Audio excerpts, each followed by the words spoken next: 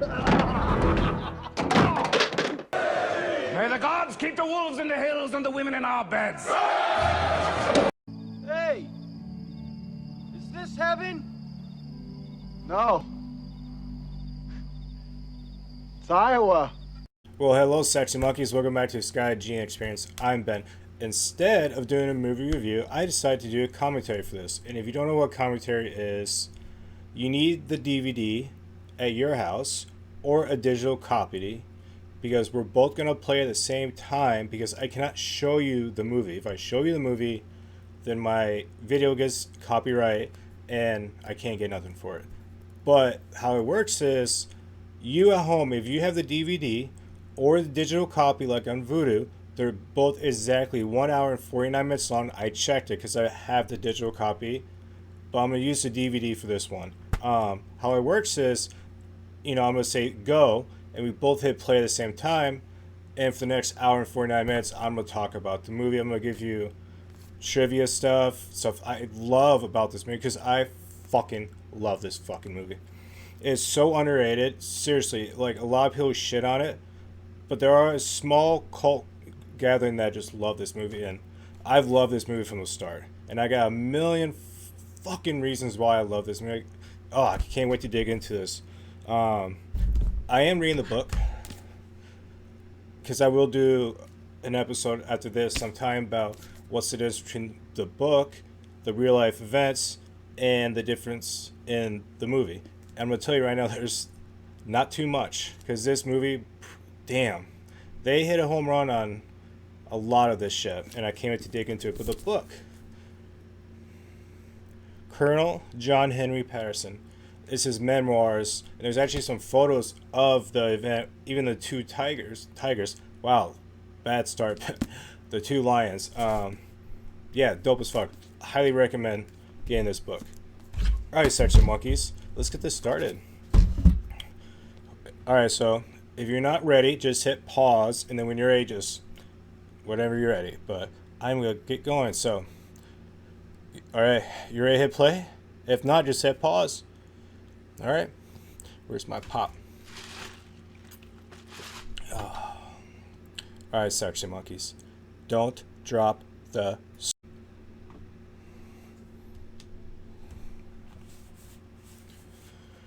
Woo. So this movie, wow, I fucking love this movie. The soundtrack, I mean, it did win Academy Award for sound editing. How fucking cool is that? But the fact that they actually filmed in Kenya in the Tsavo National Park, I got the actual, but that's so creepy, that sound.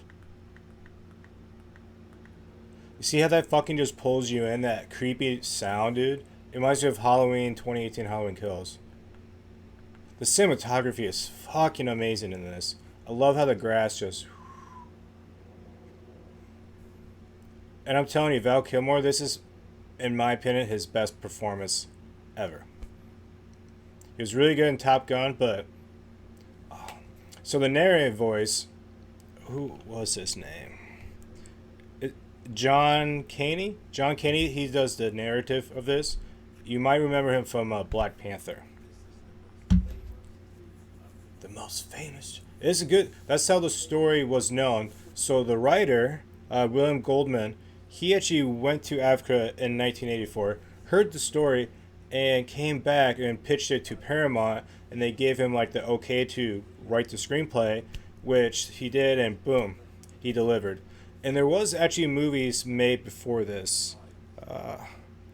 One was 1952 called Buena Devil, and 1959 Killers of the Kilimanjaro. I'm pretty sure there was one more too. But yeah, they were loosely inspired, but this was the really known one. This motherfucker, what's his name? Tom Wilkinson plays Robert Beaumont, the asshole. Yeah. You guys might remember from The Patriot. He's the general, Cornwallis, the bad guy to Mel Gibson, the one with the big fucking Great Danes. That's his mouth. Dude, it took me forever to figure that out. Seriously. Gotta make sure it's not too loud. Look at Val. Dude, he went through some shit for this movie. Like, just before this, he had a big-ass ugly divorce. And the movie before this just tanked. have it written down somewhere. But yeah, so Val Kilmer just he wasn't looking too hot, but Val Kilmer himself absolutely loves Africa, and he even goes to Africa a few times before this. So you really see his love for Africa. It shows in the character because Val himself loves Africa. I hope I can see Africa someday. Stop killing the fucking animals. If you're listening and you're from Africa, you're killing those fucking animals, stop. Fucking assholes. I'm tired of seeing like giraffes and lions and elephants dead. Anyway, this movie really hit home on the history. There were a few things they did not get right, but it's like one big thing and the rest is very minor. They did a great fucking job at telling a good story. They actually went to fucking Kenya. That's what I was talking about. Where did they go? They were in the South. So they were in the Tsavo National Park in Kenya. You don't get many films actually going to the location, let alone fucking Africa. It reminds me of like The Godfather when he goes to Sicily. Skeleton Crew. The Songamaville Game Reservoir is in South Africa. How fucking cool is that? The fact that they actually went to fucking Kenya. And later you're going to see the warriors that Michael Douglas has. That's all in red. They were actually fucking warriors. Like real, true fucking Kenyan warriors. And I'll get more into it when it gets to that scene. But this dude's a fucking douche. He's like, I don't care about your fucking kid. So the last name, Beaumont. I looked it up to see like if that was a real Beaumont character. I really didn't get anywhere, but that name, you know, they have some money. I wonder if there's a connection. Here comes his sexy wife. So I guess this is her first film. What is her name? I love her voice. It's so sexy. Emily Mortimer. Mortimer? Yeah, I probably got that wrong. But yeah, this is her first fucking film. And I guess they too did another movie about a year after this. I like how they kept it simple. Short time in London. You know, like, get to fucking Africa. That's what this movie's about. They don't linger at all. They don't linger in London. Imagine if they had like 20, 30 minutes. It's like, dude, just get the fuck going. But they did a great job. They just went.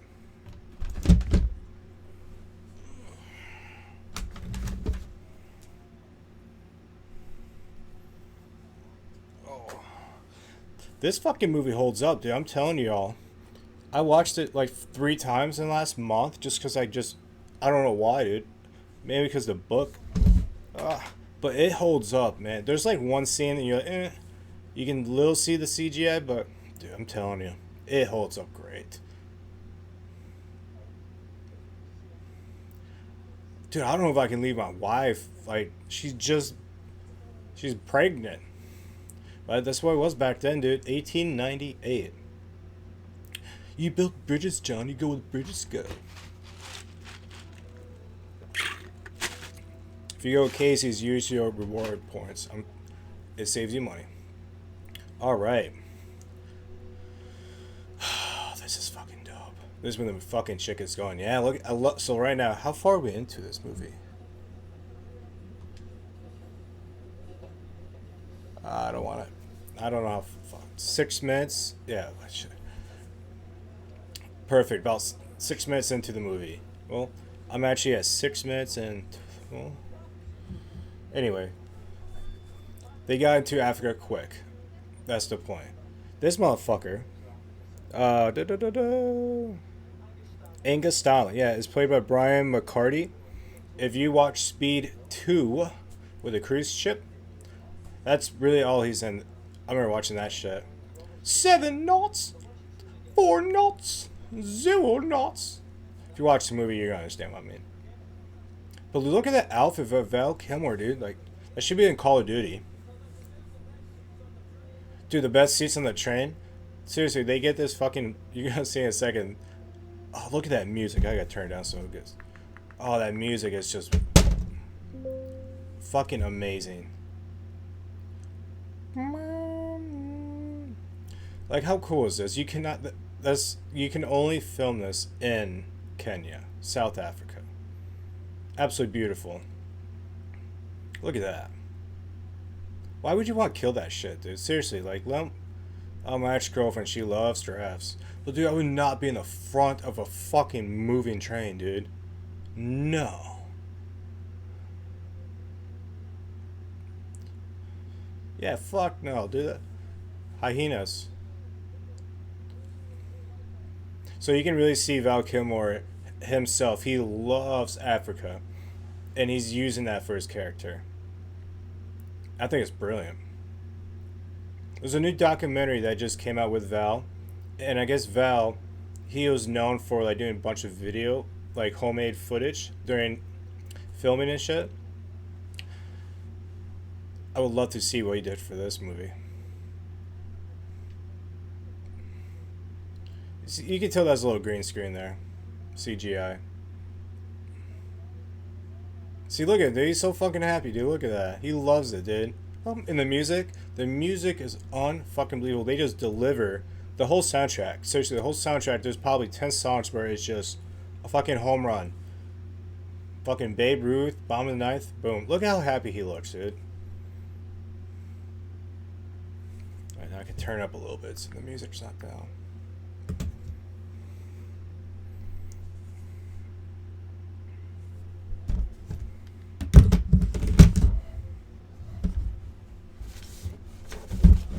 Dude, so at one point, Brian De Palma was supposed to be the director with Kevin Costner being Val Kilmer's character. Imagine what that movie... I could definitely see Kevin Costner 100% in this movie. I would love to see that. Imagine if Hollywood would, like, redo movies with different actors. That would be dope as fuck. Dude, how cool is that? So yeah, they're not that far from the actual site of the killings. So what I mean by not that far, like, I would say less than 100 miles. That's pretty fucking close. Still, if you think about it. That's like within a state. Yeah, this dude, right? Samuel. Yeah, he's in Black Panther, dude. He's so fucking great actor, dude. Great actor.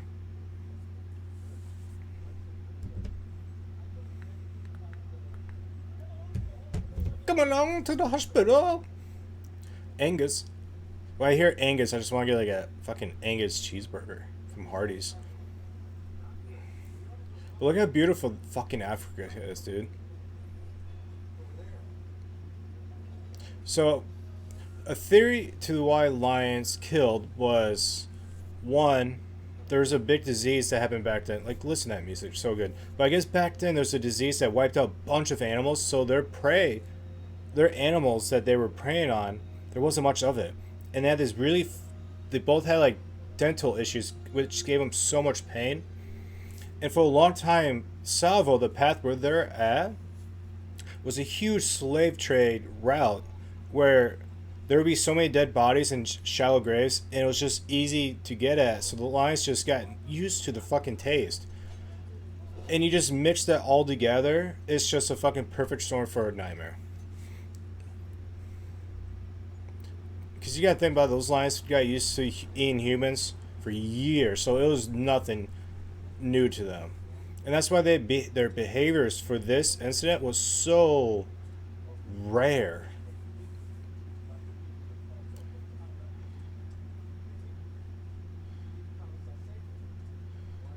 Hindus and the Muslims.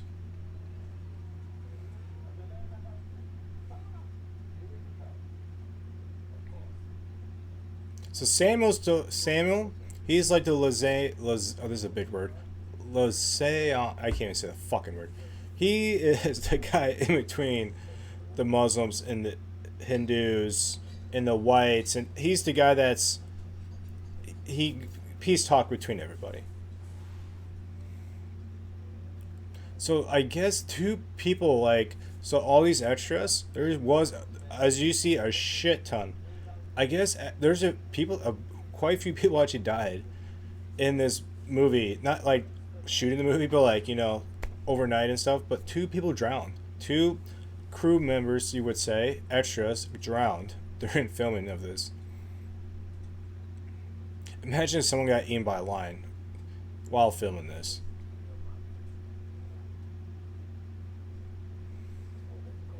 But yeah, this movie got dogged on by. Oh, it's either you love it or hate it. Seems like. What's the International Movie Database IMDb score? 6.8. That's not bad. That was actually higher than I thought. I thought that IMDb would be definitely a lot lower. And if you ask me, I give it fucking 8.5. That's probably what I'm gonna give it. I would give mine an 8. I absolutely. Alright, so David Hawthorne right here, played by Bernard Hill. Y'all remember this guy from Titanic? He's the captain. He just has more of a beard on.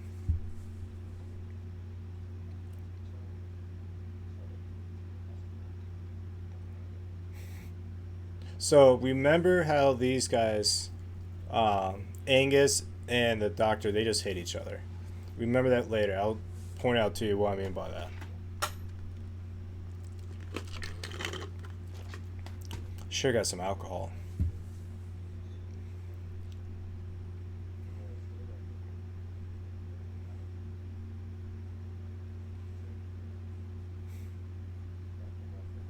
I love how as soon as he got there, like, oh hey, by the way, there's a lion, go kill it. I know you just got here, jet lag and all.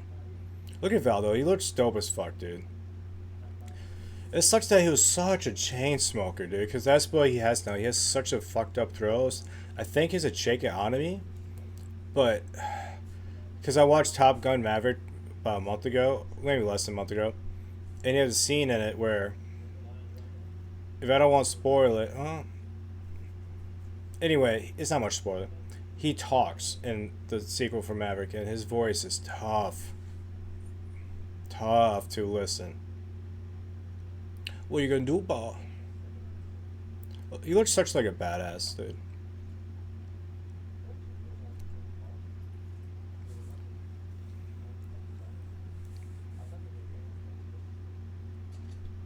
Can you keep quiet?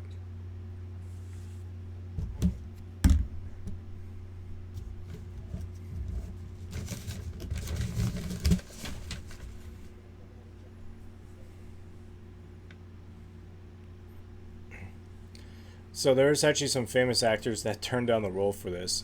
Two of them was Sean Connery and Anthony Hopkins. Imagine Anthony Hopkins in this fucking tree right here. Yeah, I don't know if I could see Anthony Hopkins in that tree. I could see Sean Connery in that tree. Sean Connery would be a badass in this. Oh wait, they were considered to play Remington. That's who they're. My bad. So Remington is the guy that's Michael Douglas.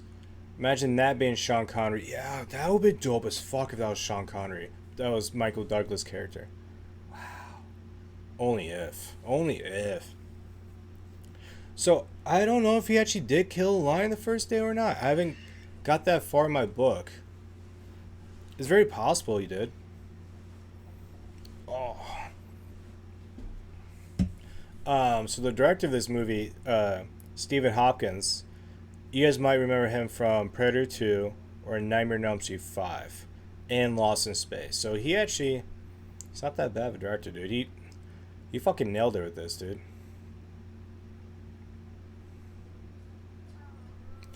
So what I read was, of all the lion scenes in this movie, there's only one scene that they used that was animatronics, as in puppets. And if you know Stan Winston, his studio did that puppet. So you know it's just fucking amazing. Now, is this a real lion they're going to show in a second? Like right here, hung up, strung up? I have no idea if that's a real lion or not. Like a dead, or stuffed, or like recent killed, I don't know.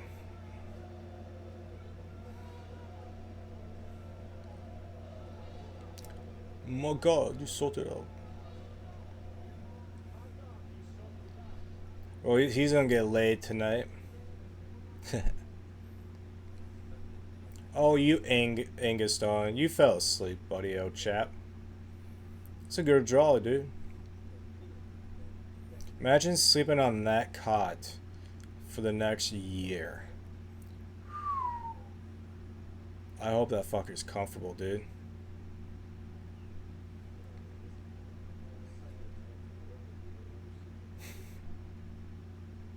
So I guess in real life, the original location, they ended up moving it because it was too sandy. So they ended up relocating to another starting point, which did delay it a little bit. So this scene mimics Jaws. So remember in Jaws when Sheriff Brody looks to the sea? He does that, turn and he's just staring at the sea. He does this just in a minute. I love this fucking scene. Because now this is really Act 2. This is when Act 2 gets going. So, because we all know who's what for characters. We're in set place. We know what everyone's job is. We know who's what in here. Now it's time to let's get going with the lines. That's what us crowd is for. Here, he's on turn right. Here, turn. Just like Chief Brody and Jaws looking at the ocean for the shark. He did it in the second one 100% for sure, and in the first one. Oh yeah, that music. Okay, so this character, Mahani, the difference I know between the movie and real life was, in the movie he's an adult, grown, strong man, but in the real life, he was actually he was a young Indian boy, and he was kind of like a gun barrier for Patterson. So that's a little different. I do know that. 7 weeks later. So a lot of people don't like this movie because they say the plot is just all over the place. Well, you can thank Michael Douglas for that, because Michael Douglas is actually one of the main producers for this movie, and he did a last minute I'm gonna be in this movie role. And during editing, he cut out a lot of scenes to put more of him in it. Even though we don't see him for 45 minutes into the movie, and he's the biggest, highest billed actor in this movie. He's not till 45 minutes. But yeah, in the editing, Michael Douglas cut a lot of scenes of the whole story to give him more screen time. That's why a lot of people didn't like, because sometimes it's just all over the place. Me, I don't see a difference. I'm cool with this. There's just nothing wrong with the plot, man. I figured it out. It's fine, dude.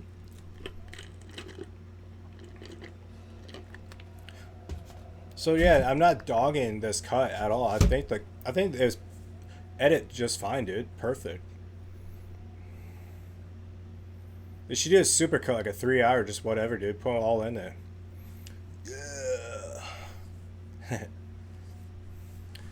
Yeah, I'm gonna die.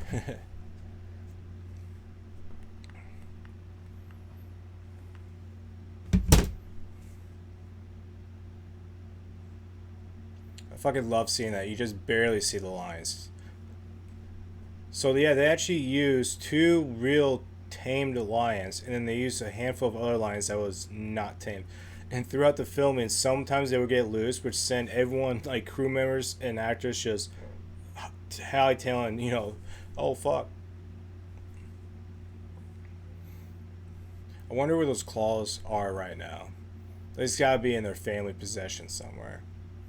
Because after this, Patterson himself took the skulls and the skin home with them back home, and he took the skins and made them rugs, and eventually sold them for $5,000 to Chicago Field Museum, where they're at now. That's why when you go there, they look a lot smaller than what they really are, because the skin was so bad being a rug, but they had to do what they had to do, and so that's why you see it in real life. You're like, they look small in Chicago, but in real life they're like 9 feet. I have the fucking dimensions somewhere. Literally, they're both like 9 fucking feet. It's ridiculous. This is crazy how this fucker. So, the difference in the book and the movie is this guy's gonna get pulled out with his feet. In real life, he got pulled out by his neck, dude. It was fucked up. Fucked up. Downloads. Come on. Here we go. Perfect. First one I got. So listen, I'll go over the dimensions in a second, but listen to the guys when they run out of the tent. They yell Simba, Simba, Simba.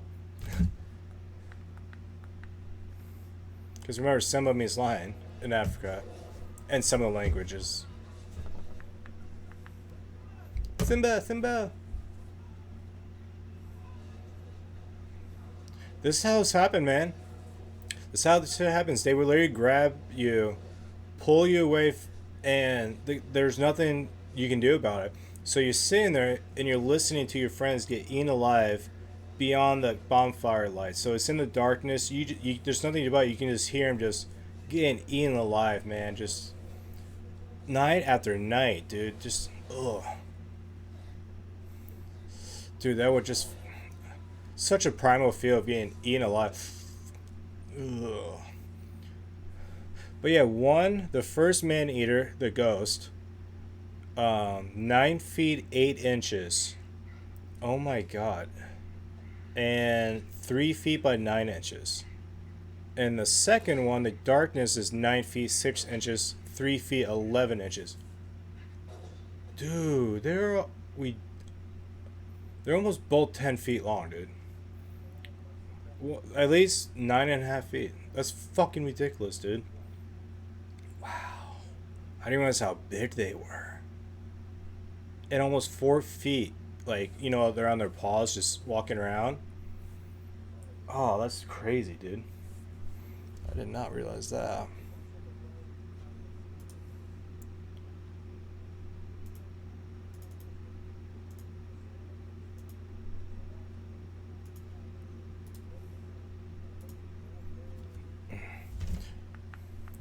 So this really, and when this happened, I don't know if this was a tipping point in real life, but at least in the movie, it's a tipping point of where this man got killed, got eaten. These lions are already starting to be something else, more than just a lion. You know, they haven't came up with the ghost in the darkness, the devil theory yet, but they're starting to realize, oh, these lions, oh. At least right now, it's just one lion. Right now, because I remember at some point in the book, he did believe it was just one lion for a hot minute. So they got that right in the movie.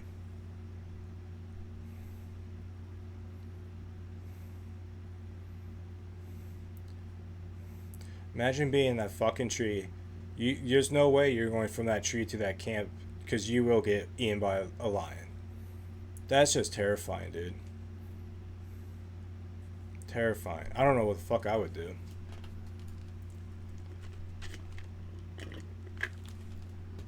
I would not be sleeping on the ground, I know that much. I think I would be in a tree with just a shit ton of spikes facing down. Yeah, dude, I would not be in a tree. I would not be falling asleep.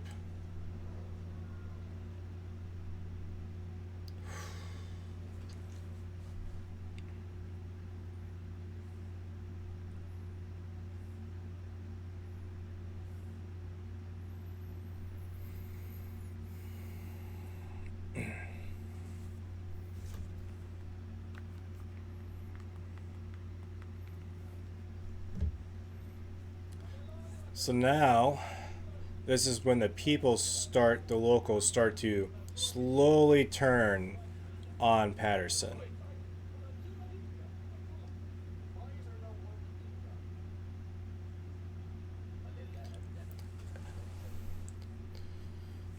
Well, that was a poker face.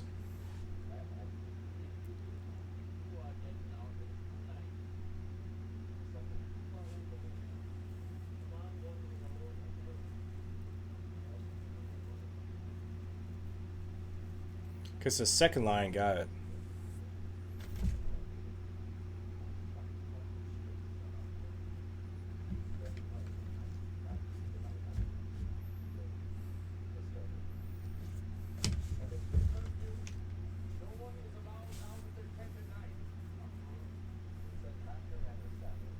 I hope I could find this on DVD.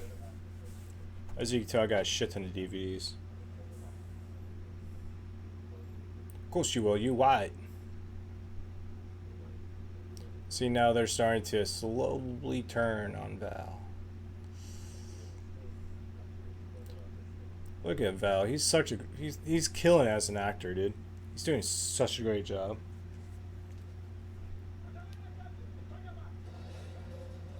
Look. Turn that music down so I don't get in trouble. That music is just on point. I thought I had my subtitles on. Where the fuck are they at? Oh, whatever. So this is when they start to really get the devil part, because they start attacking during the daylight, in the open, just broad daylight, no hiding. It's almost a desperation, and that's where they're like, yo, these are not lions. Lions do not do this. First they killed, well, they think one lion killed in 2 nights in a row. Oh. It was actually 2 lions. So they use a lot of these thorn bushes as fences, and it works if you do it correctly. But if it's not strong enough, the lions will find a weak point and get in, and that's the terrifying part. But if you do it just right and then have the bonfires at the entrance, you can make it work.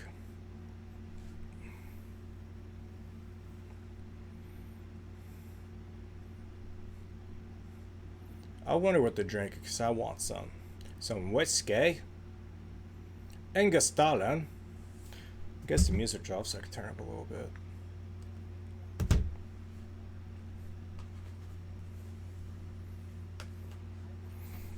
But no, guys, I'm serious. Definitely check out the book. It's really dope. It's not just his story of when he was here, but it's also a story of hunting elephant in Africa and another one. So it's not, he has like 3 stories in here. It's actually really dope. I'll probably read all of it. But yeah, if you get the chance to go to Chicago, Chicago, Illinois. It's at the Field Museum, and just check out, because it's worth it. Have I checked out? No, not yet. It's on my bucket list. Not too far where I'm at too. It's like 4 hours, because I'm only about an hour from the Illinois border in Iowa. So this is the scene where, yeah, the lions start to do shit.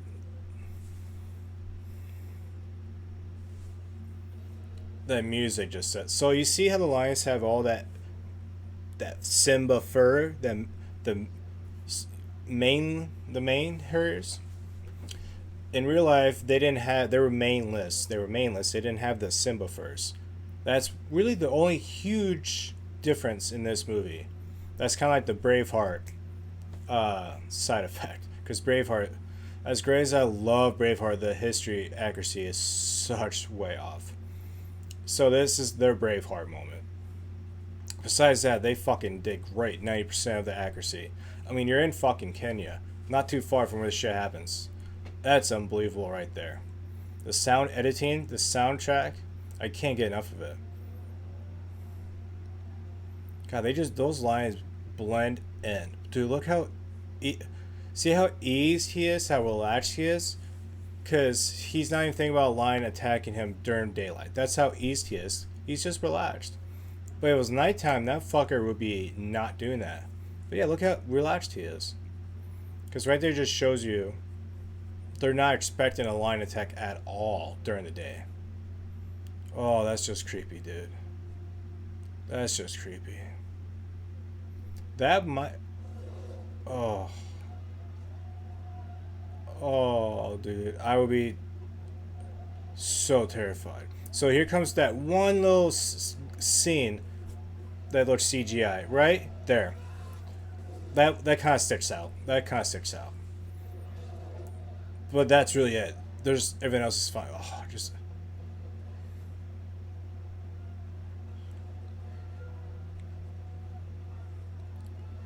I give you credit, Angus. You're fucking running toward that danger, dude. I love Angus, dude. But he gets fucked up. And he does die in real life. They got that right.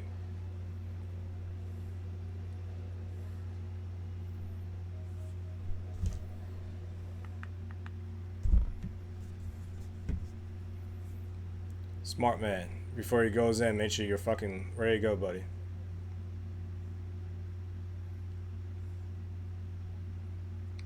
Fucking look at Kilmer, dude. He looks such a badass.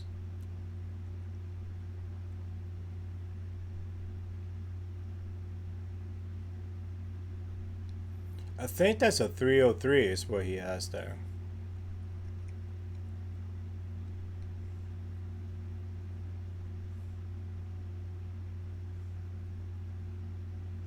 Yeah, this is the moment of, it's kind of light plastic moment of, there's two of them, or the screen killer of reveal. There's two of them. That's just so nasty, dude. Imagine getting fucking eaten alive by a lion, dude. Would you rather get eaten alive by a lion or shark? I don't fucking know, dude.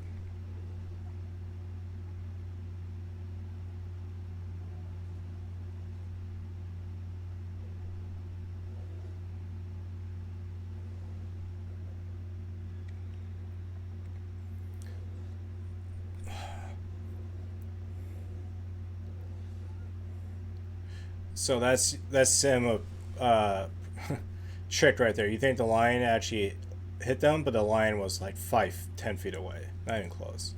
It's just the angle. Oh, now you shoot. You always gotta send one down. But dude, Angus gets fucked up. So now there's two of them and it's daylight. And yeah, I just straighten my back out. Oh. You guys like my props, I guess? I got a bunch of DVDs, VHS over here. And these are all like the Walt Disney VHS. I got a few videos. Shut the fuck up. I got a few videos of me finding VHS tapes in Goodwill's, half price books. Yeah. So this really, I think, because I know in real life they actually had a mass migrant peace out where they were like, see ya.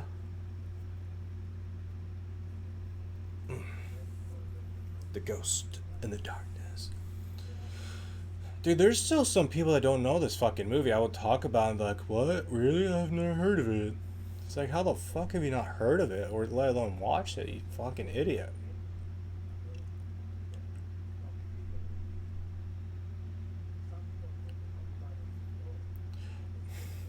Yeah, man, he was doing such great, and then now two fucking lines out of nowhere just fucking his shit up, dude.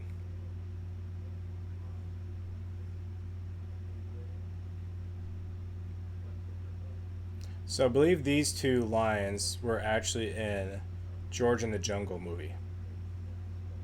Look how fucking massive they are. That's just crazy. They were, in real life, they were 10 feet. That's just nuts.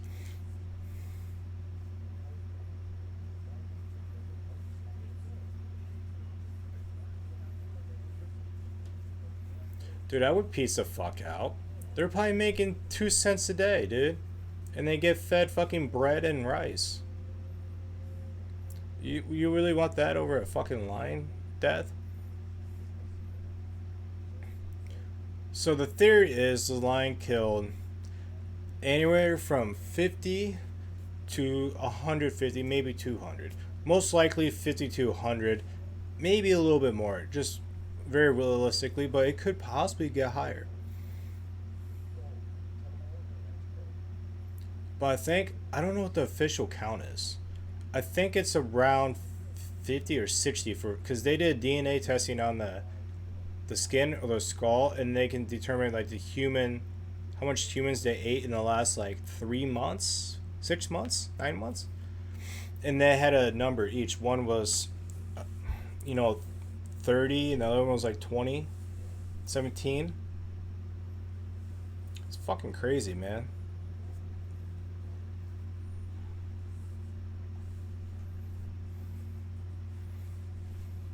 Oh, Mr. Tom Wilkinson. He just looks like an asshole.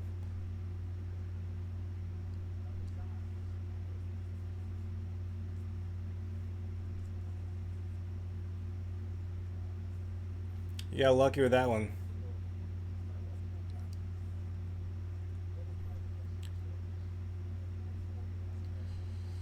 those soldiers, you just fucked that up. You know, if you just got simple soldiers already, man, you would have saved so many lives.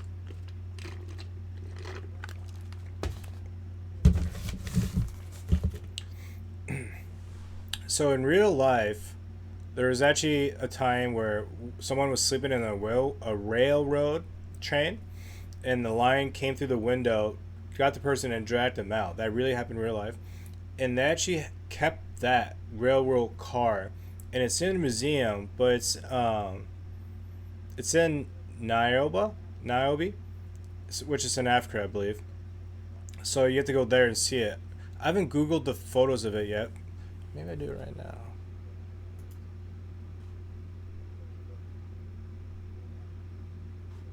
Fuck it.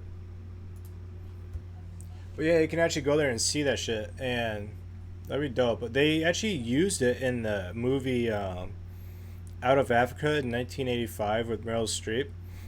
If you remember when Meryl Streep met Robert Redford for the first time in that movie, that scene, that is the actual railroad that a lion actually jumped through the window, grabbed the person, and dragged them through the window and killed them. Pretty fucked up.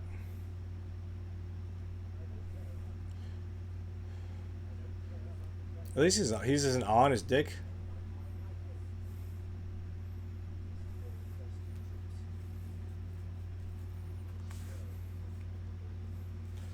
Well, motherfucker, help him out with something.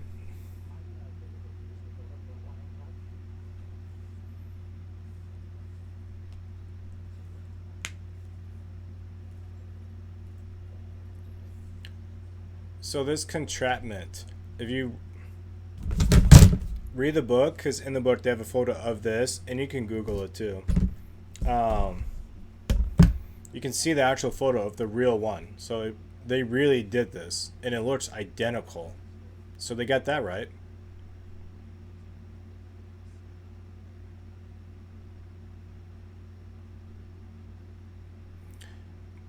It's a good fucking idea. I love the idea, actually.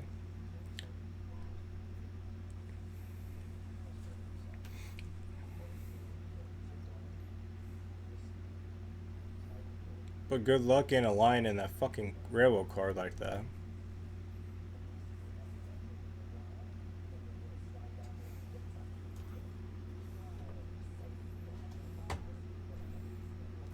So this movie came out in 1996. I was 6 years old. I remember this we had it on VHS with the masking tape on it. Ghost in the Darkness. Clear as day, I remember having that. God, I remember. I wish I kept all those fucking VHS tapes. God. Oh, if I can go back in time, because all of these, I've been just starting collecting these maybe 4 or 5 months ago. To be honest, this is a new collection I've been starting. Absolutely love it.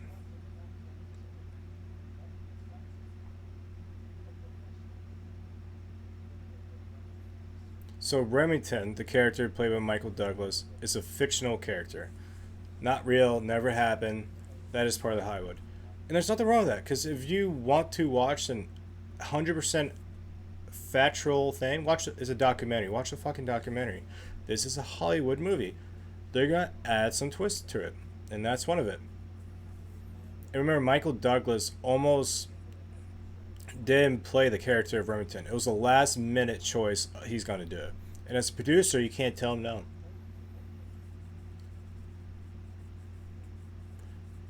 And with Val Kilmer being such a huge love for Africa, and this script, this story, is what led to the money being produced for this. And I believe it was around $55 million was the production budget.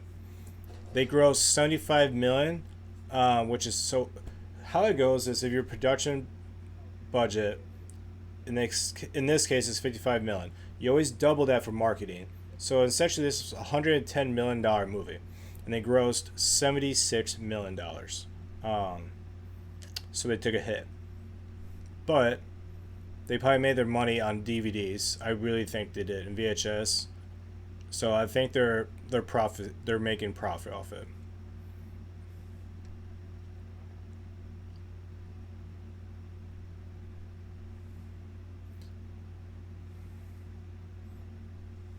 Okay, so in real life, there was actually 10 of them, and they were non-Indian shooters because these are 3 Indian shooters. In real life, there was actually 10 non-Indian shooters, but this really happened. They were in there. The lion came in, and those 10 non-Indian boys or men could not shoot the lion. They actually did shoot the lock, and the lion escaped just like this. And one guy actually did lose his hearing. That's how close the fucking lion was. So this scene is so accurate besides the shooters. That's really the difference. Dude, look at that. That is so fucking creepy. Oh my god. I'm gonna turn this down. It's gonna be loud. But yeah, one dude actually lost his fucking hearing because that's how close this lion got.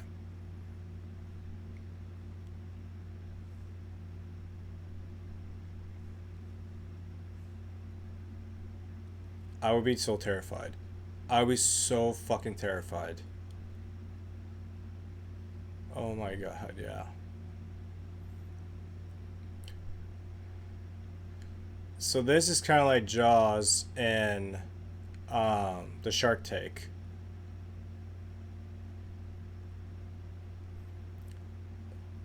So Tom Wilkinson, his character Beaumont, thinks this idea will not work.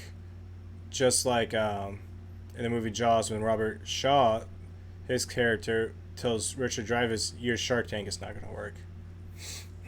So you got kind of a mirror. Yeah, there's that guy losing his hearing. That really happened.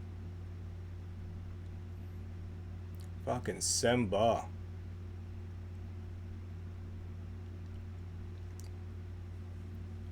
So right there, he jumps out of a broken lock. That really did happen.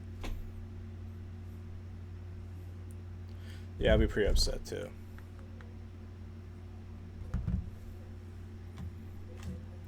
Next time we will be better.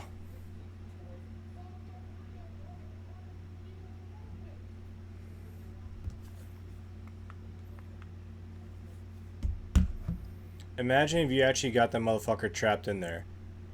It worked. And you couldn't shoot him.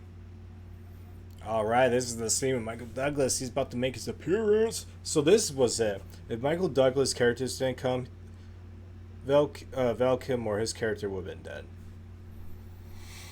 dead. Because now they think he is the reason why this is happening. Because none of this happened until he got here. So now they think he is the reason for it. It's like the black voodoo magic shit.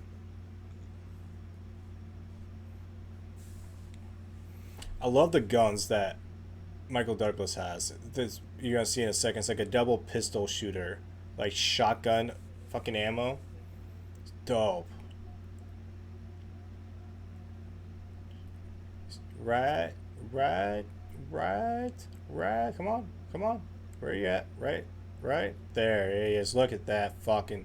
That's something Jack Sparrow, Captain Jack Sparrow would have. Look at that, dude. It's dope. Yeah, I backed the fuck up, buddy. That's not... Is that double barrel? I can't tell. Or is that just powder in the bottom? It looks like a double barrel handgun. Yeah, I don't fucking know. Looks dope as fuck. But yeah, there's Michael Douglas, baby. 45 minutes into... Well, a little over 45 minutes. And he's a top billed top billed actor. So this guy with the red towel over his head, Abdullah, he's really set for acting. I mean, he's in a bunch of like other movies, but like nothing major. So this is about it. That I don't recognize him in anything else. I went through his list on IMDb and nothing really popped up, man, that I thought of. We all know Michael Douglas, so I'm not even gonna get into his fucking history. He's so fucking obvious. His father, Kirk Douglas from Spartacus. I am Spartacus. But look how cool, like, Kenya. Dude, it's just beautiful. I guess they said on a really good, clear day, you can see the tips, the white caps of Mount Kilimanjaro.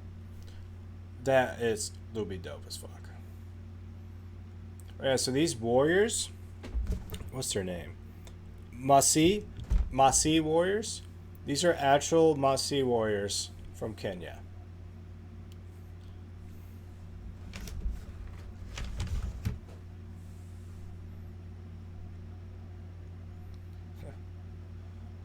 Dude, when they do their fucking voice thing here a second, fucking crazy. They really do this shit. Yeah, Val, he's in complete real awe. He's not acting. He is. This is real, guys. This is all real. Their outfits, everything. All of that. Yeah, that dude, fuck. I always remember that guy.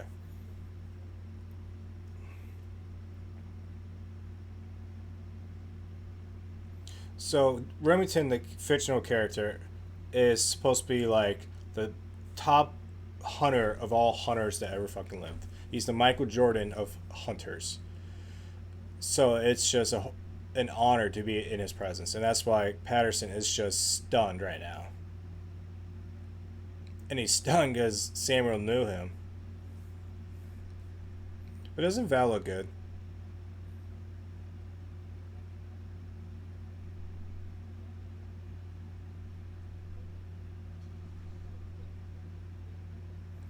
Samuel's not gonna stop that shit.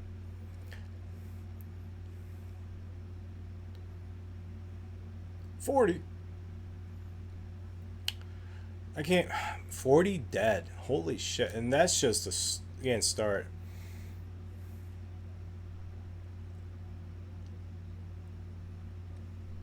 But they really fucked up. So you gotta imagine the bridge, and then you go in 8 miles in the railroad track, both directions.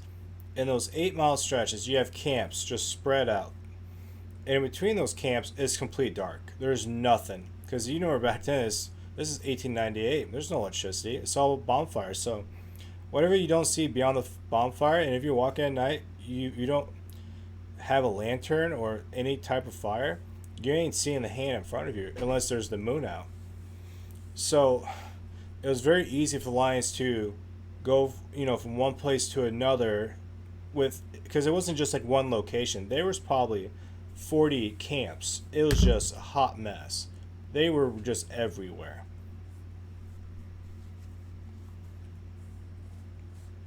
So like in this movie, they make it sound like they just attacked like the bridge area, but in real life, it was spread out tremendously more. But they in real life they did really attack the bridge area a lot. They did though. So they got that right. Everything you see, like the hospital coming up soon. I'm pretty sure that really happened. I just haven't got that far in the book, but I'll confirm that. Remember, I'm doing an episode down the road of comparing the book with the movie, and I'm going through every detail of the difference. And you get some right now, so you get a nice little preview. Oh, this is that ritual scene. So I guess in real life it would be cow blood, cow urine, and something else really fucking disgusting. Ugh. Yeah, I'll pass, dude. Blood. I think that's what it is. Just blood. Yeah. Blood, urine. I don't want to say semen, but I don't fucking know. It's disgusting. Disgusting. But I guess I'd rather do it than get my head fucking chopped off, because that'd be an insult. It's kind of like going to the fucking Italian American dinner table and they offer you pasta and you said no thank you, I'll have a steak. They're gonna be like, what? We're gonna kill you. Bro, they do shit differently in Africa, man.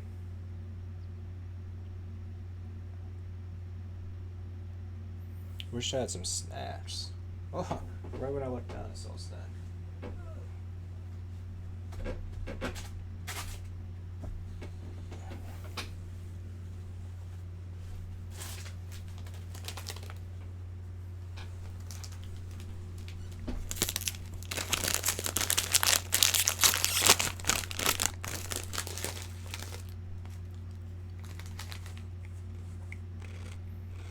I love how I'm eating right before he drinks this show.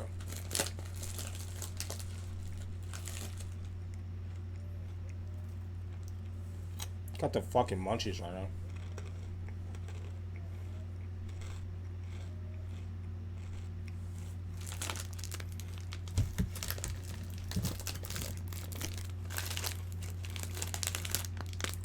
So if there's any commentaries you guys want me to do, just throw in the comments and if it's actually a decent movie, I'll do it. But if you guys give me something that's like a complete garbage movie, I'm not gonna do it.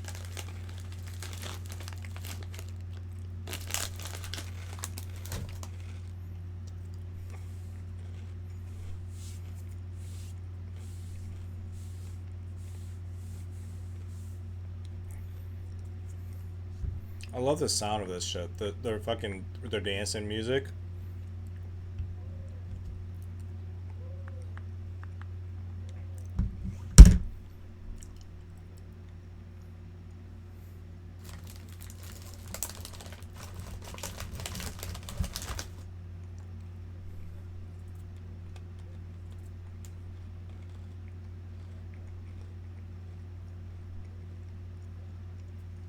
It's a beautiful scene.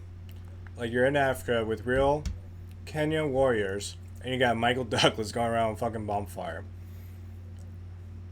It kind of reminds me of Ace Ventura, the second one, but more serious note.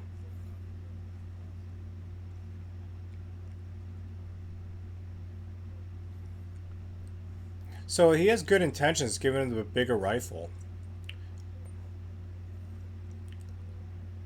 but I go with what I'm comfortable with. You know, I got my 350 Legend rifle for deer season.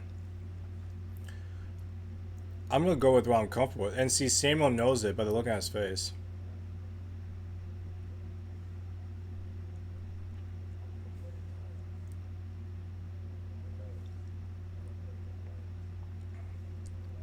We're all afraid of lions, brother. Terrified of them. And I live in Iowa.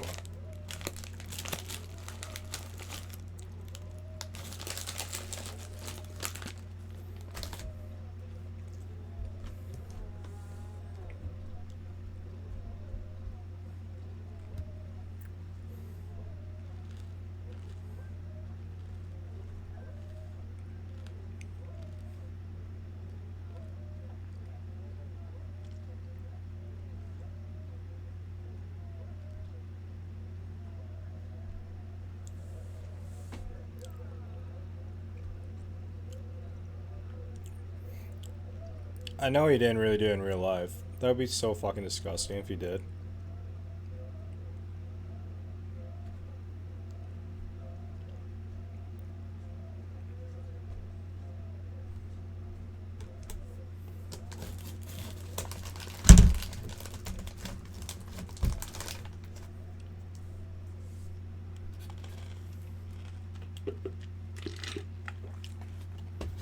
Damn it.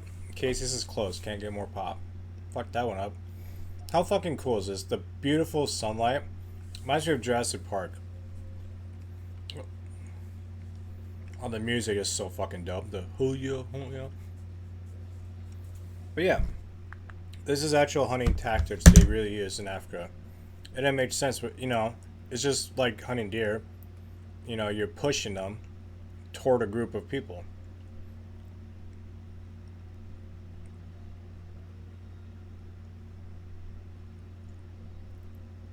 Brave motherfuckers, though. What a camera angle, dude. You look at that. That's dope. You fuck. I didn't realize how crazy the way they are. That was cool. Look at that fucking hair. Now that's fucking Simba.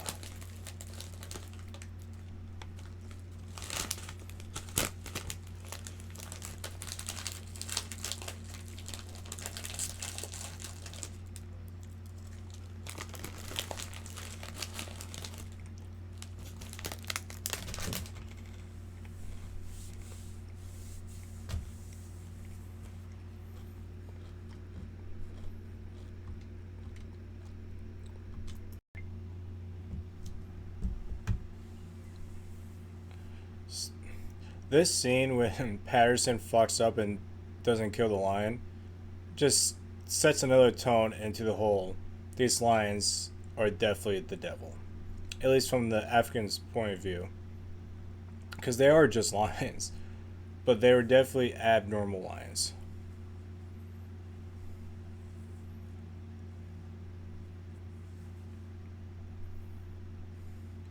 These are brave motherfuckers. They're going in, spears and all. even going in with a shotgun or a rifle, I'd be terrified as fuck, dude.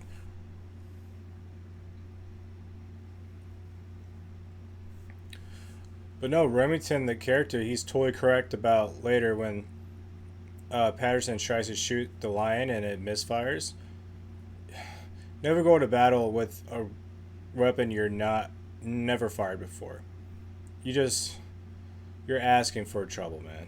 You need to know that rifle like it's your fucking left hand, dude.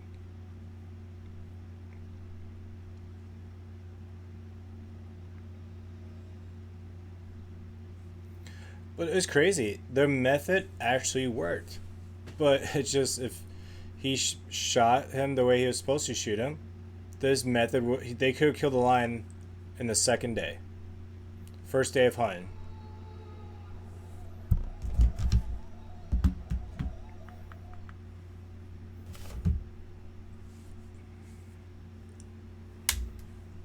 So the method works. But that was the thing with what happened in real life. It was just bad luck at the bad luck at the bad luck at the bad luck. Another thing I forgot to point out. So the area is called Savo, the location. And if you're wondering what that means in Africa, that region, the area around Savo was known as, what was it? Place of Slaughter. That's the name of. That's what Savo means in Africa, the place of slaughter. It was from that civil war back and forth, slave trade, and a lot of deaths, and this included. So it's known for a lot of people to die. Imagine going there for a filming location video. There are some cool YouTube videos of people there. It's cool, and I need to watch a lot of them because I think I've only seen one for a few minutes. There's even one of the cave. Yeah, I'll get into that when they talk about the cave down the road. So I totally understand the concept of getting a new rifle. Like, it's bigger. You know, you're going big around, more or less, but...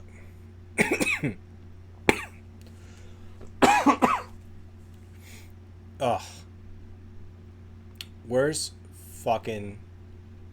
That's just terrible.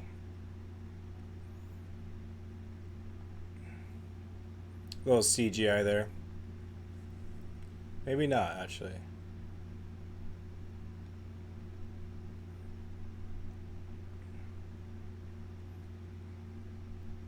Kind of does. Kind of doesn't. I'm not sure.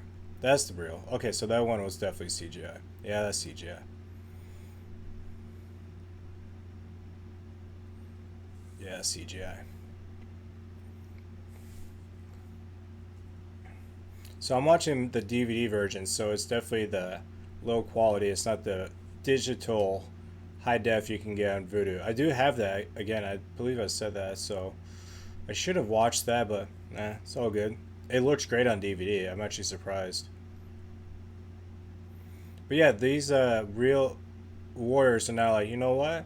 We're not hunting a lion. We're getting the fuck out of here. This is the fucking devil. And by them leaving, the local crew members, this is their final straw.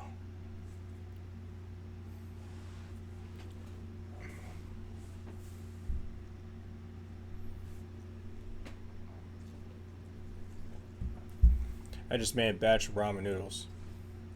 Gotta let it cool down.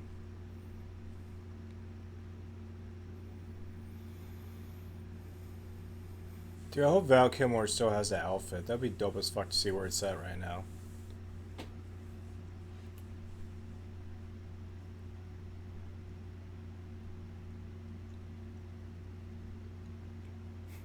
The war's like, we're getting the fuck out of here, man.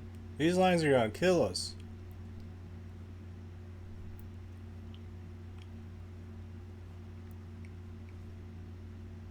They're like, we're not like those white people in the horror movies that move into a murder house. We're not gonna be those people. We're getting the fuck out.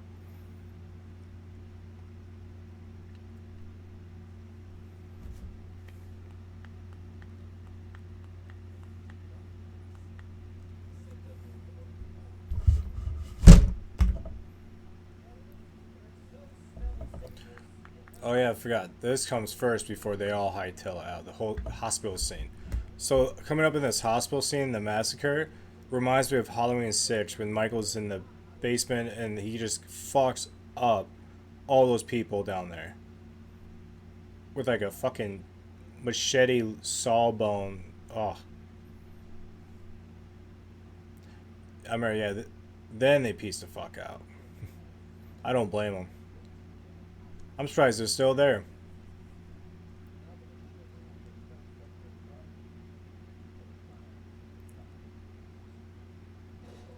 Oh, turn that down. Some music. That music it's just on cue, man. Just on cue. It does not get old, dude. Oh yeah, mama. Top 10 African soundtrack, hands down. Hands down. Is amazing. That definitely looks real.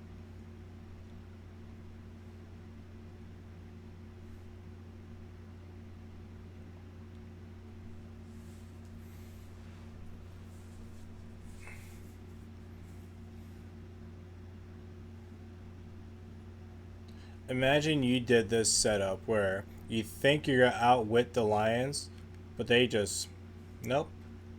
They're one step ahead of you. Oh, look at that. That's so cool. Imagine being out there and seeing it and hearing lions just roar. I would love to like live nearby a zoo where I can just hear the interesting animal sounds at night. Just it was so cool. But hopefully someday I go to Africa. That would be so fucking cool. Love to.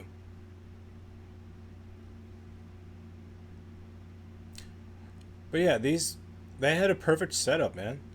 But the Lions just outwit them, dude. So I do not know how much of this is true in fact. Like I said, I'm only just starting in the book.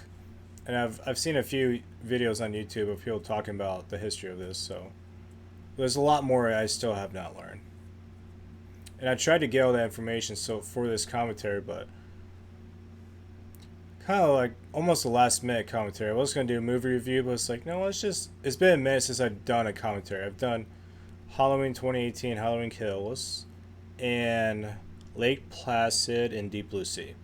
So it's my third creature killer movie. I love this shit. So I guess in real life, not in real life, but in filming this, that these all extras were told to just relax, sleep comfortable. They were not told about the lion coming in. So I guess a lot of their reaction is genuine, real, and that's what the director wanted, which is smart.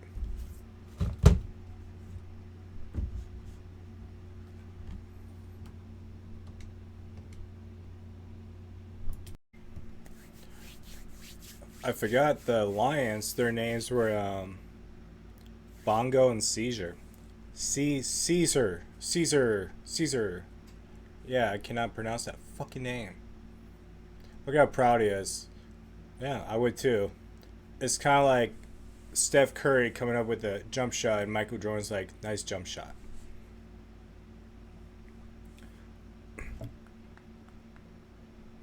These lions are not dumb. So if they're both literally almost 10 feet um, in length and 4 feet, up to the shoulders, they gotta be somewhat old, which means they're not, some dumb, young, horny, fucking hungry lions. They're smart. They know what's up. And again, this almost worked, but they had bad luck for it to just.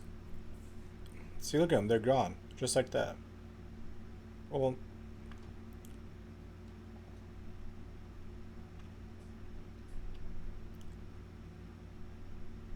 what a hunt, though. I know I'm against hunting lions, but if you did hunt a lion, what a rush it would be. Just imagine you're hunting a fucking lion. I'm used to just deer. But I would never kill a lion. Fuck no. Hell no. I've seen a few in zoos and they're awesome to see. But I'd love to see one in the wild. From a safe distance, that would be awesome. Awesome.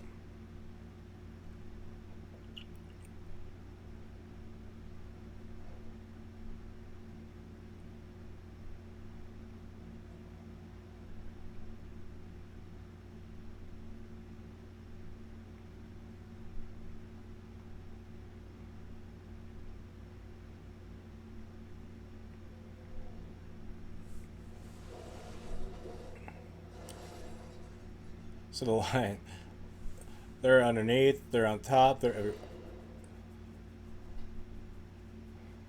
I still can't believe this really fucking happened. Imagine this, just you're like Patterson, like, dude, I came here to build a fucking bridge, and now you're hunting lions.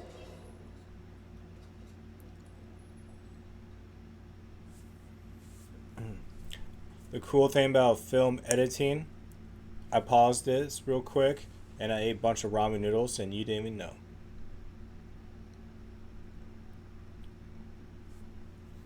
And if you're wondering, it was chicken and beef mixed together over the stove. Fucking classic go-to munchie. And it was only 50 cents. I remember ramen noodles were 5 cents. Fuck. But yeah, this is the scene where all these extras were told to sleep, relax. They were not told about the lions, so a lot of them, they're genuine scared. Yeah, that shit. Yeah, that's them actually freaking out. Yeah. But yeah, this whole scene, I remember this scene more than anything growing up. It was just like, oh my god. Complete fucking massacre. But yeah, this reminds me of Halloween 6 and the new Texas Chainsaw Massacre that came out this year on Netflix when he goes on the school bus and just fucks them up. It's just like, well, that was an obvious puppet. But it looks good. Stan Winston, his studio did great. Look at that music. I better turn that down.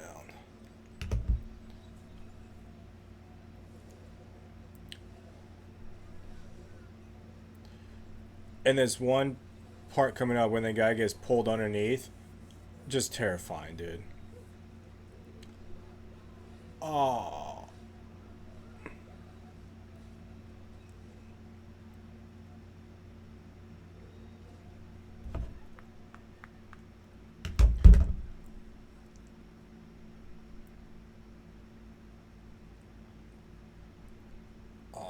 Right here. This is just terrifying. I always remember that part.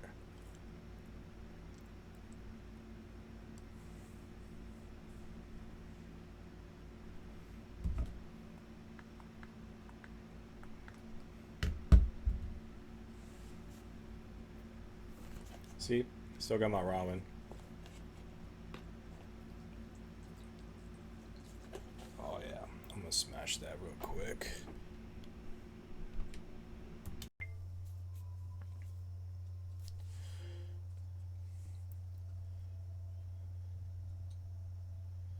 So many people got fucking slaughtered, dude. So many people. Yep. The doctor is dead. Well, he did go down with the ship in Titanic, so. But yeah, that was the final straw.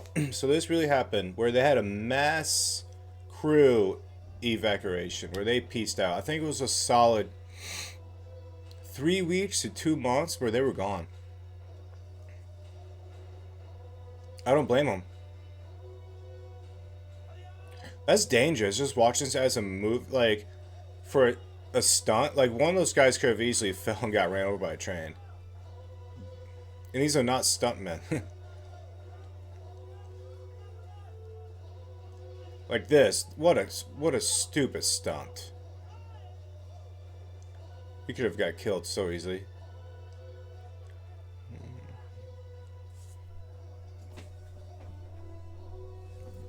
Gotta turn that down. Shit, man. I hope I don't get copyright with that music.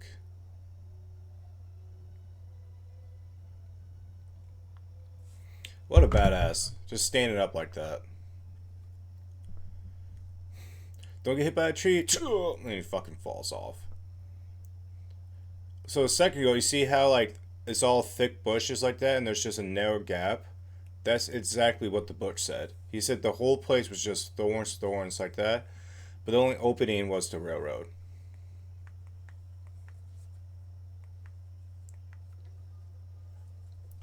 Still, that music is fucking amazing. Oh yeah, oh yeah, oh yeah.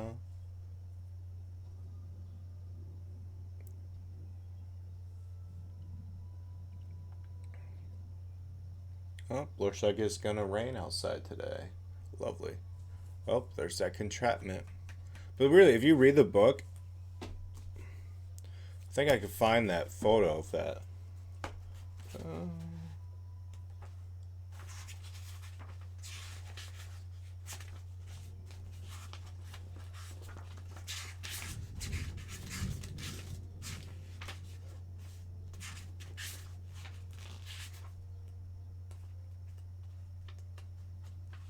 Ah, it's gonna take a hot minute to find it.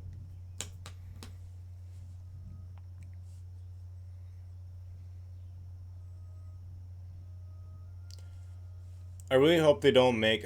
Well, I hope they don't try to retell this story because I don't know how better you can get with this. Seriously, you hear stories that get, you know, remake and retold several different ways. You cannot get better than this. You cannot. There's no way. It's impossible. In fact, this came out in 1996. Blows my mind. It's been fuck almost 30 years, dude. 26 years old.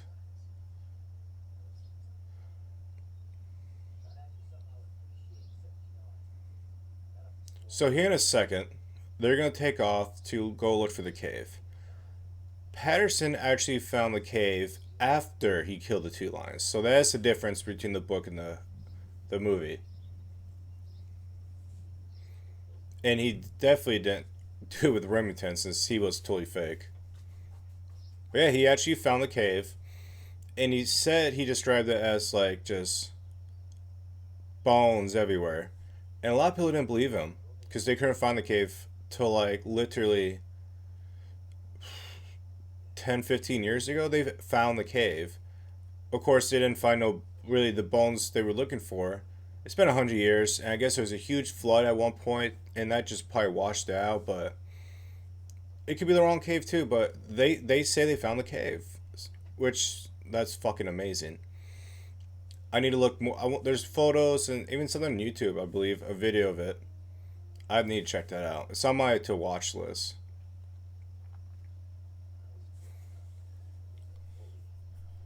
But yeah, because in his book, he's describing like very detailed where the cave was. And at first, a lot of people couldn't find it.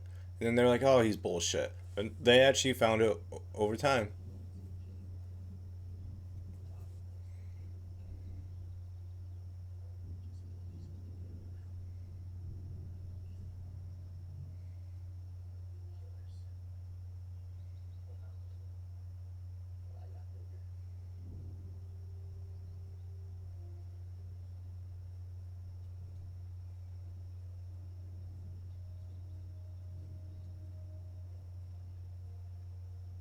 Look at that fucking scenery. And that waterfall back there.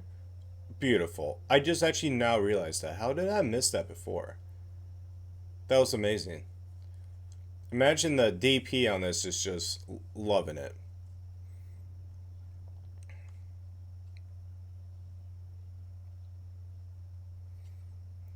My God. Hollywood does not do this very much. Hollywood, they tend to stay close home due to money, but they actually delivered. They went to Kenya.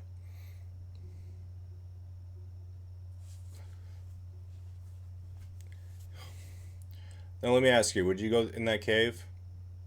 I wouldn't. They got some fucking balls on them.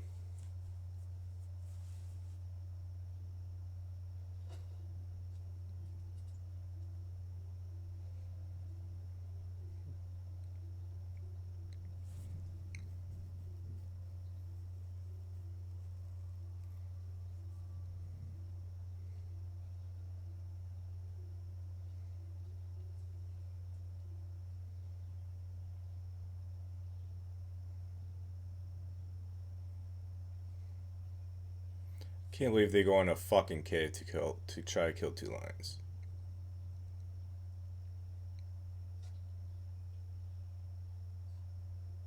Don't burn his dick. Catherine Zeta-Jones would be very upset.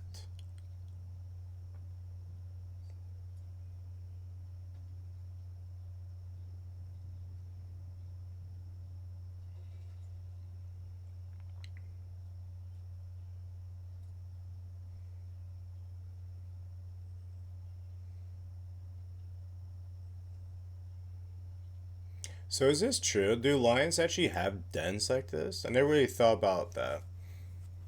You would. I don't see why not though. But how the fuck can they see in the dark? That's the only thing I got. Oh, that's what I'm curious about.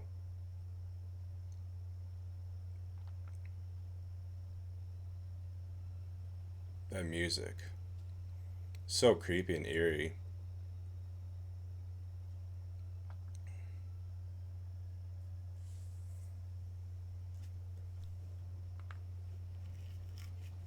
Fucking A, it is pouring rain out right now. It is coming down.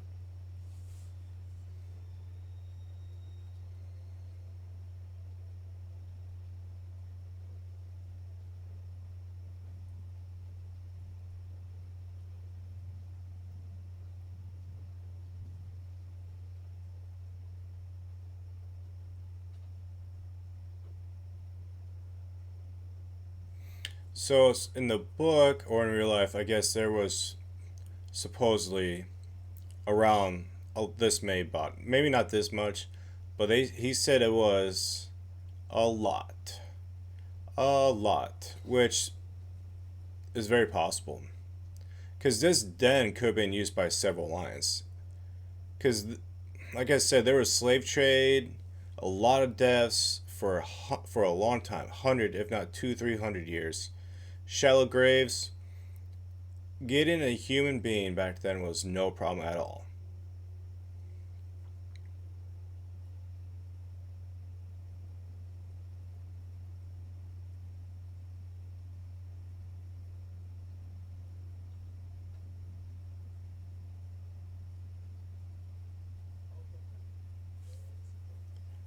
They're pissed because their food's gone. And they're like, where the fuck our food go?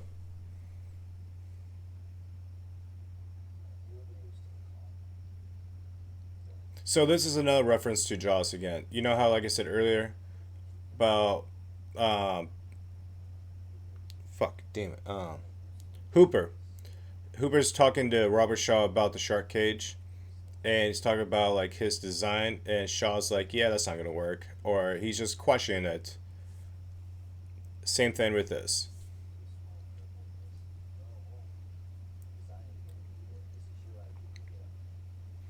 If you think about in Jaws, you have 3 men hunting a creature.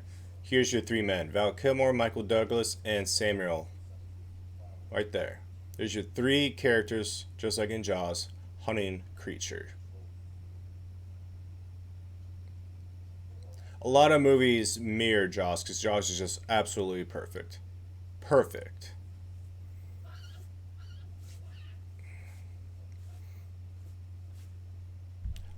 Those fucking baboons are annoying, dude. So yeah, some did say not every like local left, and supposedly they call them coolies. In the book, I noticed that coolies. That were the local Indians that were helping.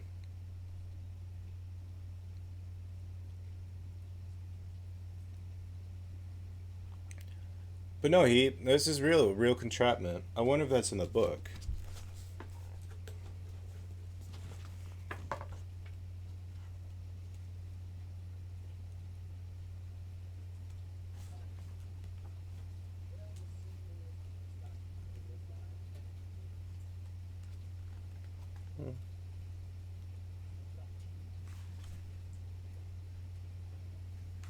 Not looking like it. Oh well. Dude, it is fucking raining. I wasn't gonna go get a pop at the gas station, but I don't know about that now. Motherfucking raining. Man, I can't find many photos in this book.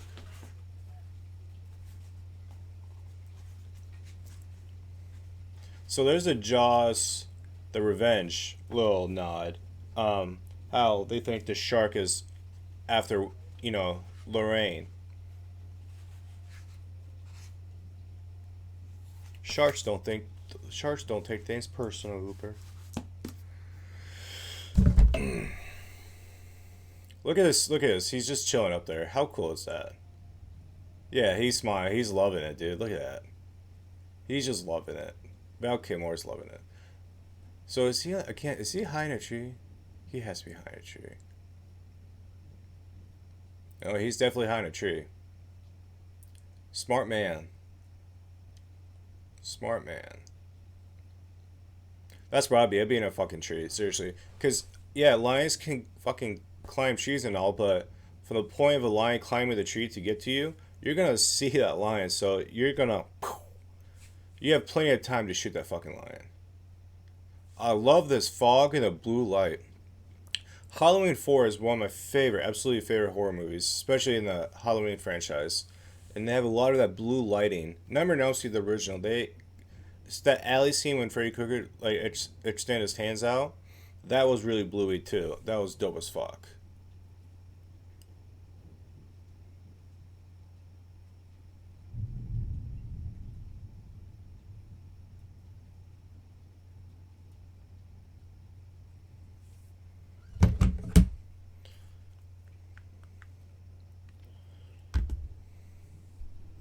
So the first lion they killed, um, which is this one coming up, was December 9th is when they killed it.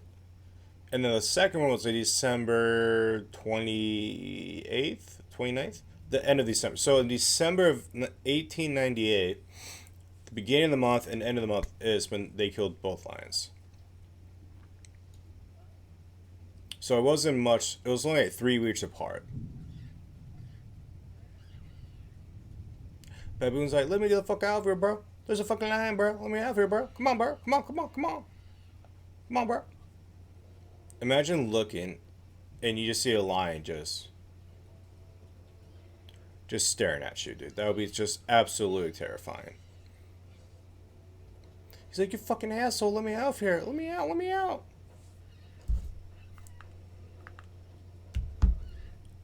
Oh. He's like, you motherfucker.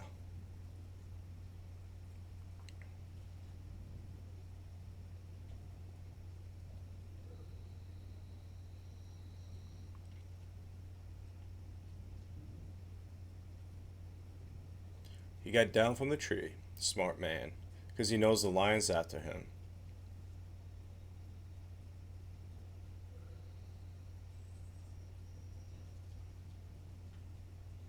So one of the critics, those two guys that did the movie critics like in the 80s and 90s, one of them is like Segman and Frog, Segman and Silicon, I don't fucking remember the name.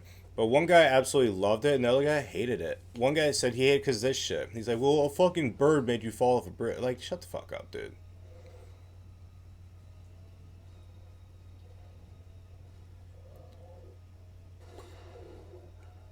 So I've not got far in the book where he talks about killing lions in detail, so I don't know how much truth there is between this and the second killing. But this is another Jaws reference coming up. So when Hooper was in the shark cage, he was the shark went one way and then he disappeared. So Hooper thought he was over there, but then the shark came from behind the tank and that's where he hit the tank, which made him drop the knife. Um, this is another reference right here because you think the lion is one way, but he comes from atop. But the moment coming up here after they kill the lion is so cool, with the music and the way they like look at each other. Val Kilmer and Michael Douglas. I love that blue. I think it's supposed to represent the moonlight. It has to.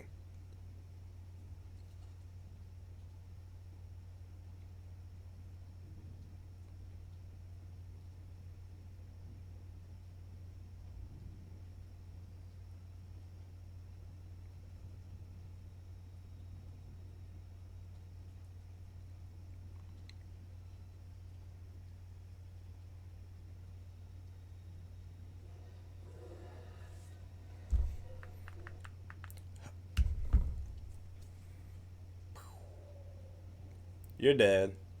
But yeah, this is cool as fuck. They're gonna look at you and the music, and they're just like, I can't believe they killed it.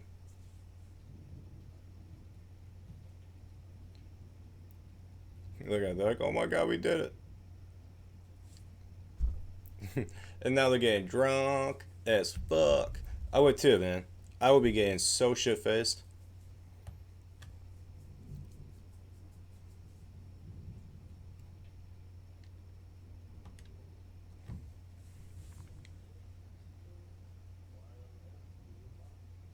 Because you just killed a fucking lion, bro. You've been giving you hell. Oh, dude, I'll be drinking out of the bottle.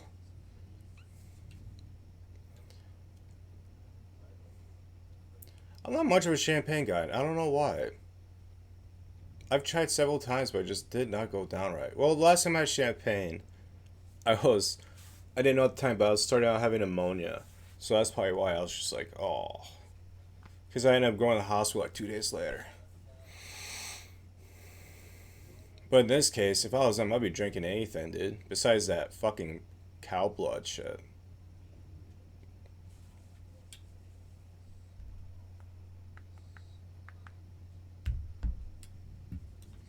So, sometimes in movies, you take stuff from the movies and you put it in your personal life. Michael Douglas, the last thing he says to Val Kilmer is something I most likely will do with my first kid. When he tells him, "Hey, when you see your kid for the first time, hold him high." And if you watch Roots, the remake and the original, they do the same thing. When they have their kid, you raise them high, you tell them who they are. It must be an African like ritual. Oh, it has to be. Now I think about it, look at fucking Lion King. They did with the Lion King, Simba. I did see this one meme or GIF where they held up Simba by the Pride Rock and they threw him.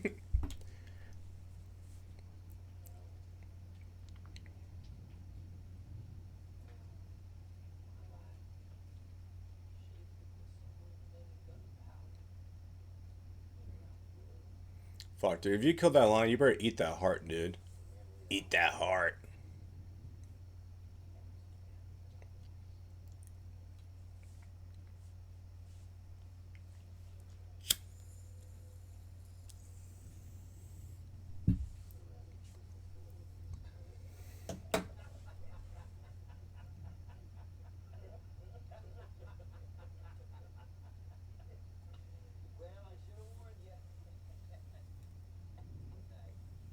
Imagine taking a shit at night, knowing there's a fucking lion out there.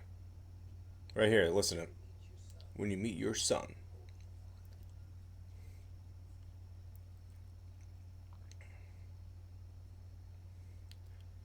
And this is all we see of Michael Douglas.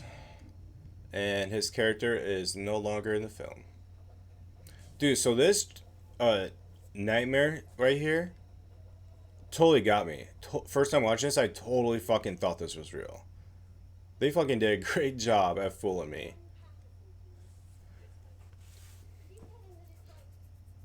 I don't know if I could. I don't know if I would ever bring a newborn child to Africa. Just saying, with all the stuff that could go wrong with a newborn baby, I'd be a little protective. But yeah, again, it's Africa, and you haven't seen your husband in damn near a year. I might make an exception and fuck it.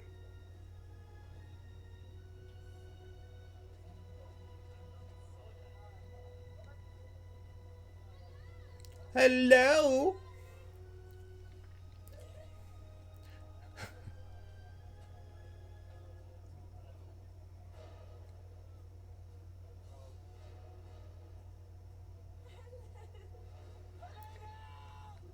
Seriously, when I first watched this, I was like, no, no, no, no, no, no, no. Totally thought this was real. But when you hear her screams, that's actually Michael Douglas, his character, Remington. That's his scream of getting attacked by the lion in the middle of the night.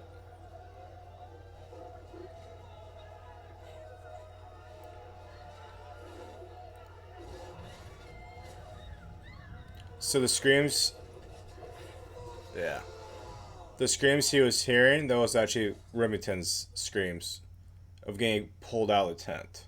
But he was so fucking drunk he didn't hear him. Imagine being so drunk you don't hear your friend getting pulled away by a lion next door to you. We've all been there, hung the fuck over, just like, oh, I'm not doing that again.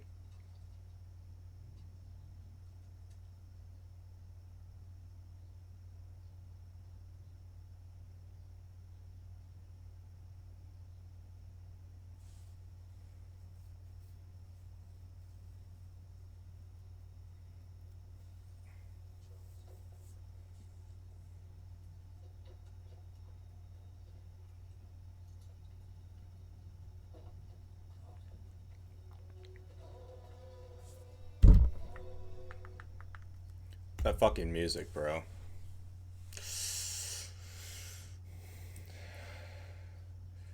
Dude, that would just fucking hurt so bad.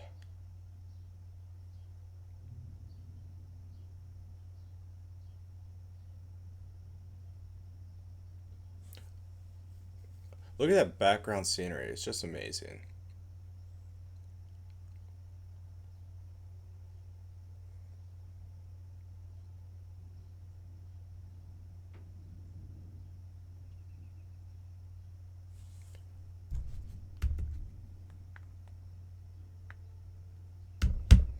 Just like that, he's gone.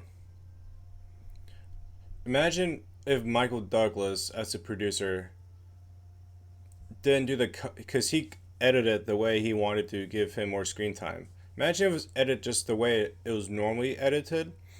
I'm really curious to delete scenes and all that stuff. I am. They should do a mega supercut.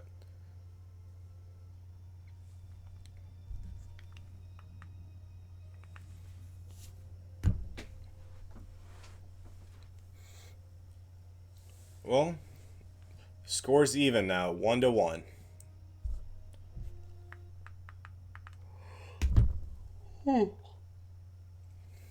And just like in Jaws, Robert Shaw, the main hunter, gets killed.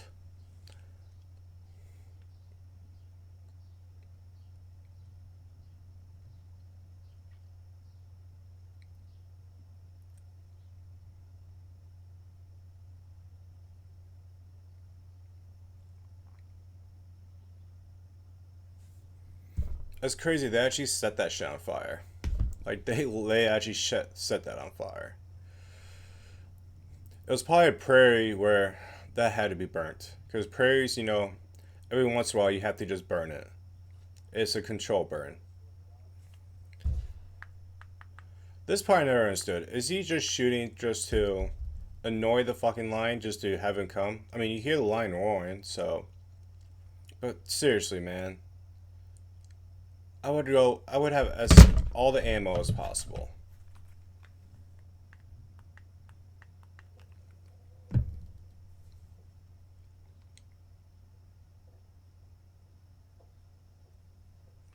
But I was really surprised how quick they killed the second lion. Like I figured it'd be a little more time in between, and that's probably where the cuts came from. Because in the movie they made it seem like they killed the lion the next day, but like I said, in real life it was like 3 weeks.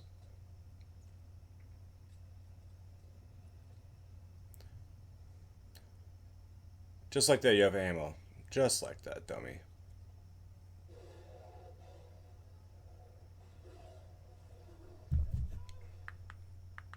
I would not get down. Fuck that.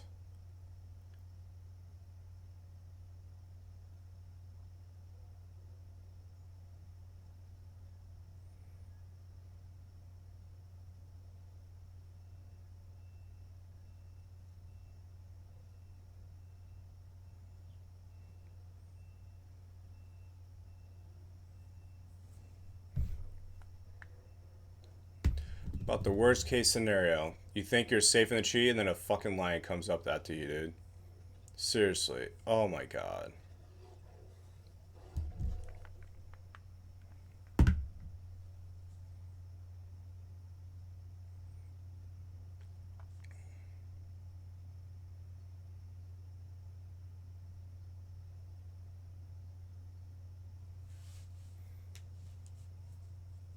John.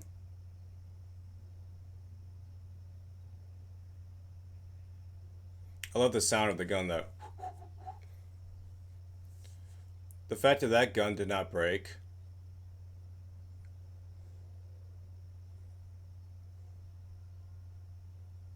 I will jump out of a tree any fucking day compared to get killed by a lion.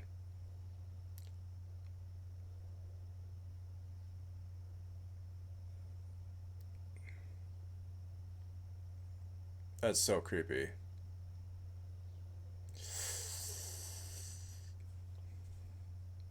And that's done, baby. The second lion dead.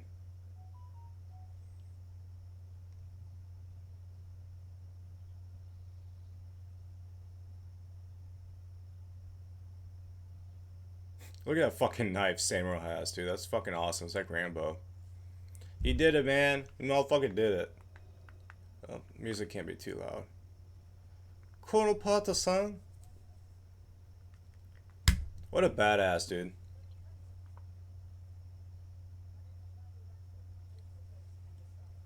So I did read in the book that Angus Starling was actually, I think, there was a character in the book that was real life that was a captain.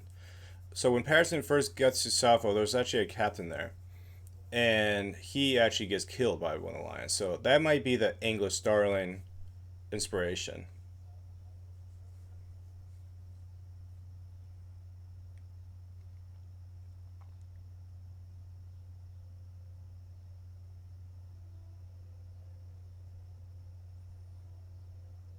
Abdullah, you're back.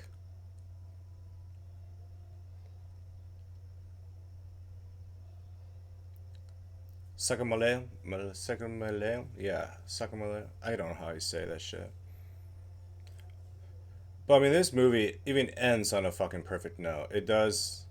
That music, I just love it, dude.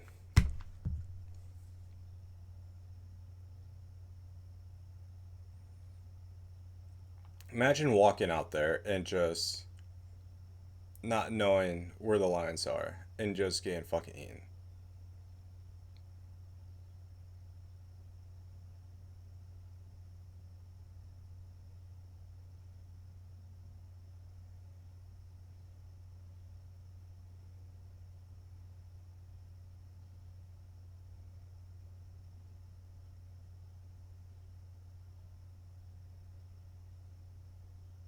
I love how she's like, "Oh, I just want to jump in your arms. Wait, what's going on?" He's just terrified. He's like, "Oh, look how happy he is, dude. Super duper happy." It's a nice baby you got there. Little nice bowling ball. That must hurt coming out. Damn, that's a big head.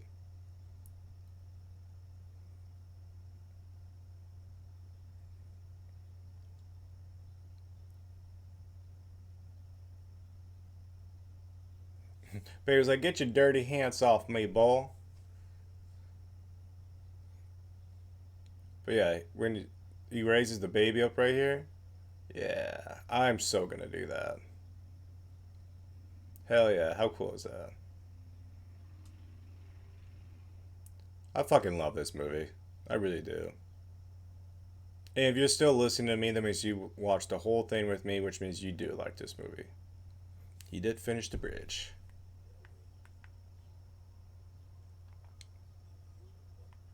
If you want to see the lions today, oh, go America! I'm already in America.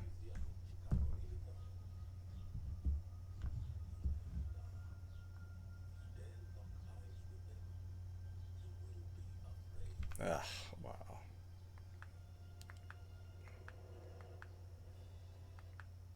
What a great fucking movie, guys.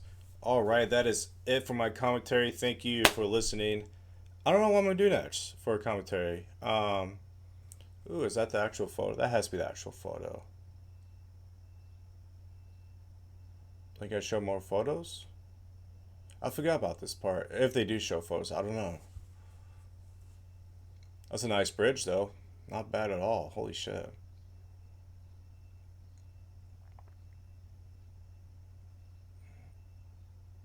Looks like they're just showing the one photo. Oh.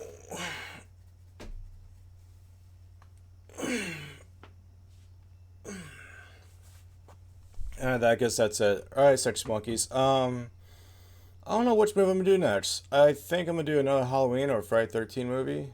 I'm not sure yet though. There's a million. There's a million movies I'm gonna be doing, so I don't know yet. But it'll be probably another week or so when I do another commentary. So, alright, Sex Monkeys. I'll see you later.